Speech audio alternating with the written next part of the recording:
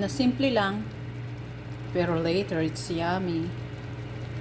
Lagyan natin ng kanton yan, guys.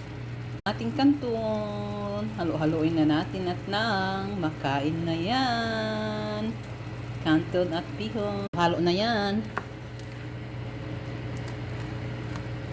Mamaya ko na ipakita, guys. Pag look yummy na siya. Looking yummy. Undeceiving kanton. Wow! Ayan na nga ho. Let's eat na. Ganun lang talaga ang aking pansit. Americana. Nalahian ng Amerikano. Halukay ubi. Halukay pansit. Then, ayan ang sardinas. Oh, nagpapasikat. Tapos, sabi ko, kahit siya maputla, delicioso.